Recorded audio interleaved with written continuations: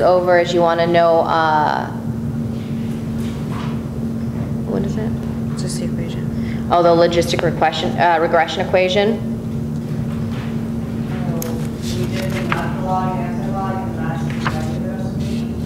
Yeah, so basically review your slides for all of the log equations that he goes through.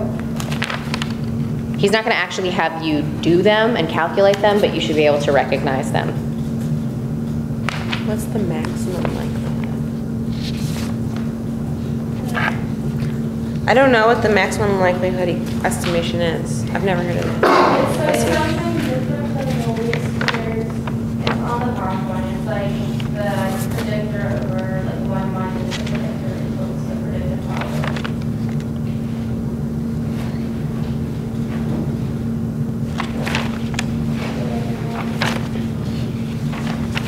Is that the MLE? Yeah, that's the MLE. The MLE? Okay.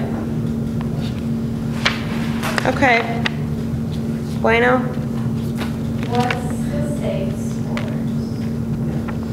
Where's that? Do you know what that is? The what? Saved scores?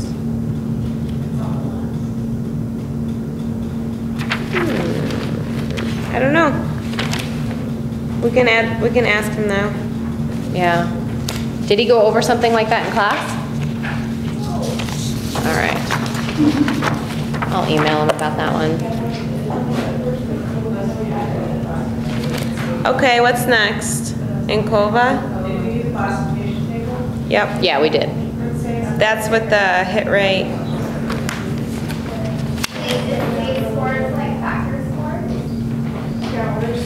I'm not sure. We'll ask them. So maybe factor scores. Okay, where's the ANCOVA? Concept list. It's on that long one I gave you. This is brutal. Brutal!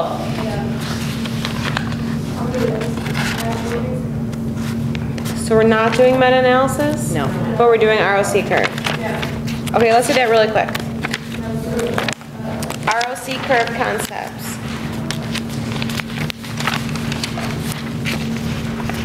So sensitivity versus false positives. This is where you want to maximize the area under the curve.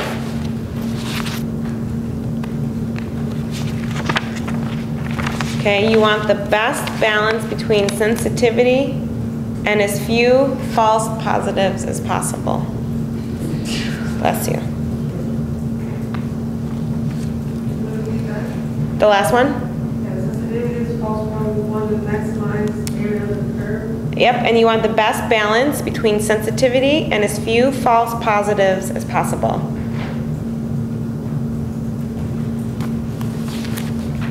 So the amount of area under the curve shows the success of the model to predict or classify correctly. Yeah. No, that's, oh yeah, you were saying the next one. The whole thing, no, ask somebody else, sorry. We don't have time. Okay, area under the curve.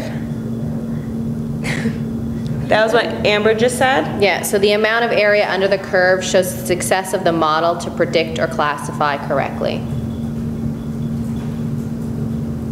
Because think about it, if it's under the curve, it's contained, it's included, yay, it did a good job.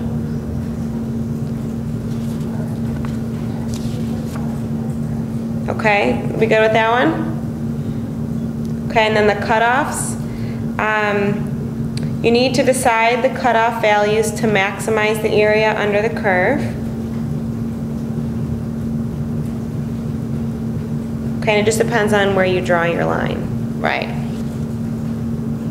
So just know that the closer it is to that 45-degree angle in the center of the graph, that's the cutoff at chance.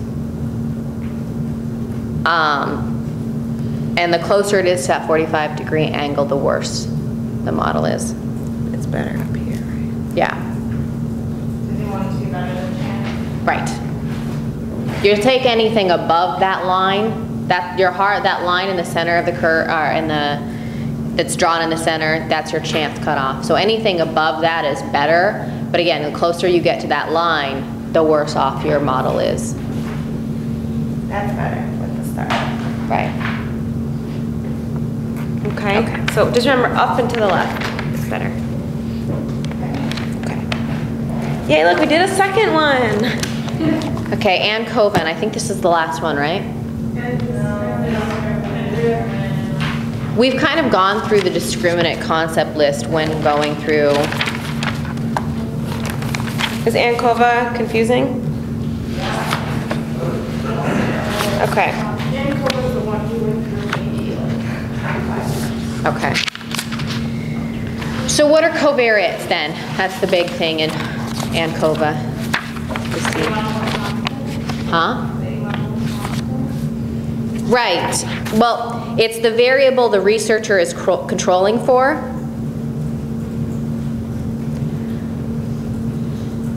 So in an ANCOVA, we believe that there's this variable that's contributing to the variance in the model. And so we want to partition that variance out of the IV and the DV relationship.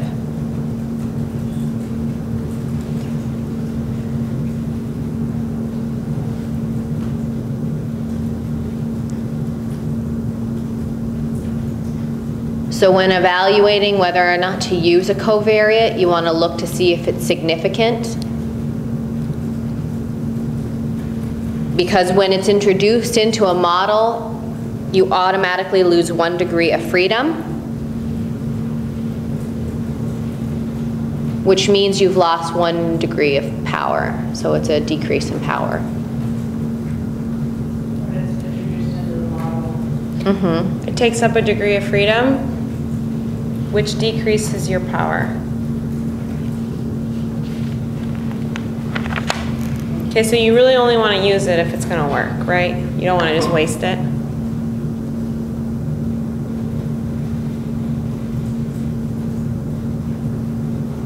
Okay, what's next? Okay, so ANCOVA versus repeated measures. ANOVA. ANOVA. Okay, so ANCOVA reduces within group variance. And it, within group variance, and it deals with sphericity. So that's the benefit of using ANCOVA. Right. Sphericity reduces within group variance. So make sure you guys know the power equation that's going to come up possibly on the test. It'll help you just with conceptualizing stuff. Do you guys remember what power is? Some sample size times effect size divided by within group variance. Okay, so if you can remember that, you may be able to work through some of these problems. Sounds like this test is pretty hard. It's going to be a lot of stuff. It might But be if you think longer. about it, he's testing you on so much stuff, so he's probably not going to get. Yeah, I feel like the confirmatory factor analysis test, exam 3, was the hardest one that he did It last was year. more detailed, I think. Yeah. For everybody, I don't, yeah. Yeah. This last one, the last one. The past one?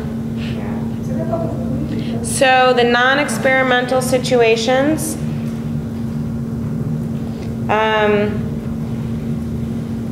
Let's see, what did I write? So it can be used when comparing two pre-existing groups where randomization cannot be used.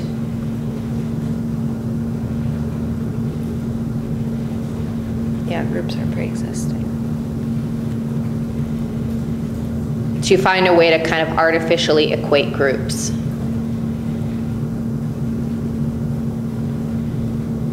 Sometimes the way researchers like break up their subjects or groups helps to deal with some of this variance, but when you can't do that, that's why you're doing this ANCOVA. Right. Does that make sense? So when you're comparing,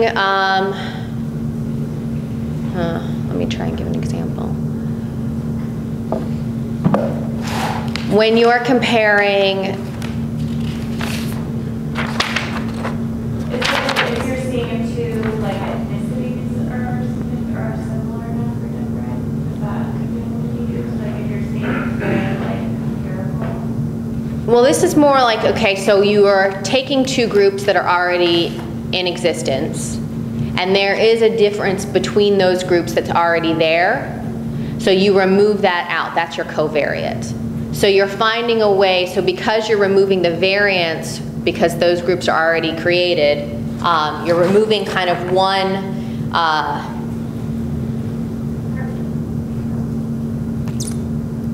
Is it right that you kind of talked about the two different populations of obese people versus like anorexic people? right. And so, what's the one variance maybe that's there? Like you can co-vary something that's already contributing to those two things. Like weight eating variable? Right, which would be an odd one to, yes. I'm trying to think of an example for this one that would make sense. This talks about like libido and the Viagra. No, in the Viagra. Yeah, the libido and the Viagra. I think that's from the new textbook. Okay. So basically, you're trying to find a way to equate the groups already by removing the one difference you know already exists between the groups, and you're partitioning that out. That's your covariate. And it was something that you couldn't control for with your Right. setup. Right. Okay, and a note about that is you don't want to use it for quasi or static experiments. So you know how there are like quasi experiments? You don't want to use it in COVA for quasi experiments. What's the static experiment? I never heard of it. Okay. Reduction of within-group variance versus the degree of freedom law. So obviously when you covary something, you lose a degree of freedom.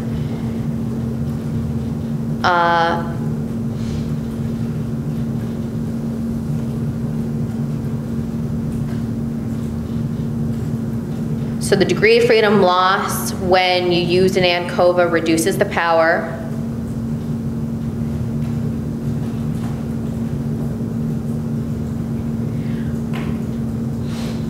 Yes, it does. Yeah, and when covariate scores are available, or when covariate scores are available, we have information about differences between the treatment groups that existed before the experiment was performed. Because remember, this is a difference inherent in the subjects, and you're trying to remove it. So that's why it's before the experiment happened. Does that make sense? Kind of. Okay, so here's an example for covariates when it might be helpful. Take forever to think of one. So let's say you have a treatment study that you're running on depressed individuals that are in an inpatient treatment facility, and everyone's on an antidepressant. And you want to compare the effects of two different treatment types. Let's say you couldn't randomly assign these people to the treatment groups, they were already in it. Well, what's one thing that they all kind of can vary their scores? So if you were to move out the type of antidepressant on each and covary antidepressant medication and factor that out, then you could begin to look at treatment alone, right? Because treatment and medication use are going to affect depression outcomes, so you remove one of the variants so you can get a clearer look at treatment affecting depression scores, right? So you're removing medication. So that's what a covariate is doing. You're saying we have these pre-existing groups, they vary along this one domain, but we don't want that to affect what we're looking at, which is the relationship between the IV and the DV, so you remove that piece out. So that's what a covariate, that's what ANCOVA is doing. Good work. Seriously slow today. Okay. Adjusted means. So these are adjusting, or sometimes they're called estimated means. They're adjusting treatment effects after you put in the covariate. They are more accurate if your ANCOVA works.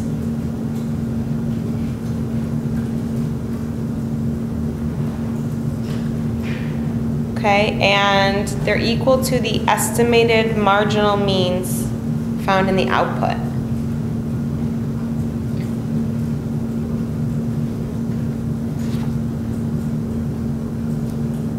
Okay? Good. And you're holding constant the covariate, which you already knew. So the assumptions, you've got the regular assumptions of an ANOVA that apply. Normality, homogeneity of variance, independence of observation. Then you add in linearity. You want to look to your scatter plot. If there's a curvilinear relationship, obviously your ANCOVA is going to be of little use. Reliability of measurement.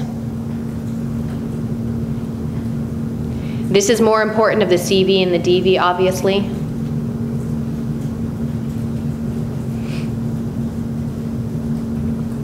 CV and DV. And homogeneity of regression slope. So what that means is the covariate operates in the same at every level of the IV. So you want to look at the interaction between the IV, you want to look at the relationship between the CV and the DV at each level of the IV. I could say that again. You want to look at the relationship between the CV and the DV at each level of the IV. And so that's the one where you want all of the graphs to look the same. If you violate this assumption, or the consequences are multiple and hard to predict.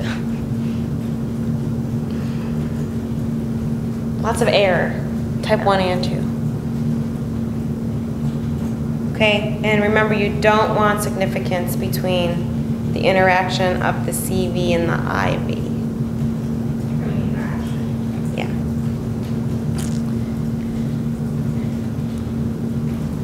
DV and IV. Yeah, you don't want an interaction between the CV and the IV. Should we talk more about linear? Sure. Do they you have know? any more? Do they know about that? Yeah. In the last assumption, the reliability of measurement, did you say that this is more important in the CV than the IV? No, it's DV? just important in the CV and the DV on this one. Back to linearity, which was the first assumption. I have here that homoscedasticity represents equal scatter, which I think you guys know from the past. It lets you know if the model fits.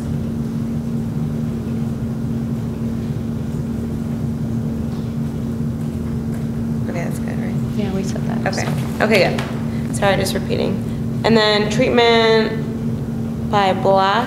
We didn't go over magnitude of effect, sorry. Oh. Magnitude of effect is how much the DV is explained by the IV after partitioning out the effects of the CV. I can say that again. So how much the DV is explained by the IV after partitioning out the effects of the CV.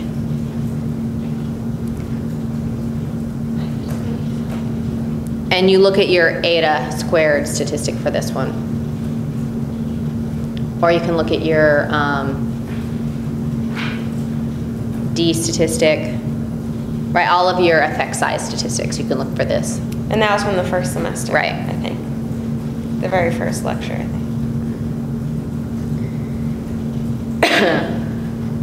And then the last one on this one is treatment by blocks.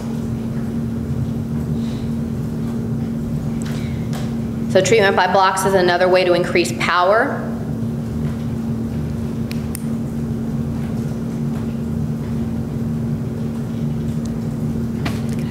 Yeah, it can also control for within group variance by nesting or adding additional IVs.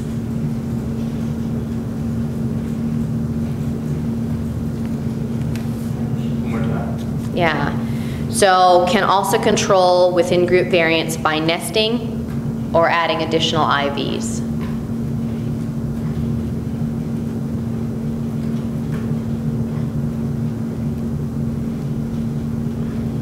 Do you guys know, so besides treatment by blocks, there are 2 other ways we learn to increase power. So one other way is the ANCOVA, because we said it takes out that within group variance. And another way is repeated measures ANOVA.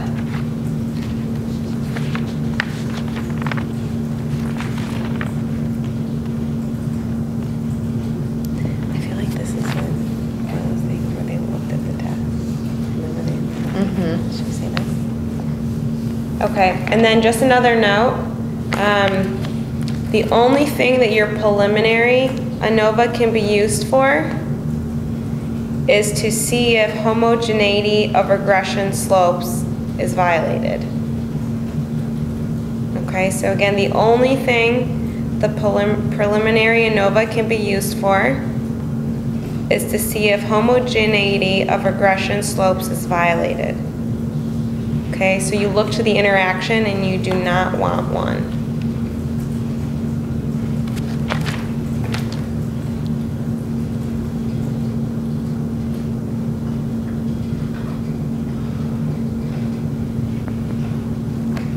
I think that's it.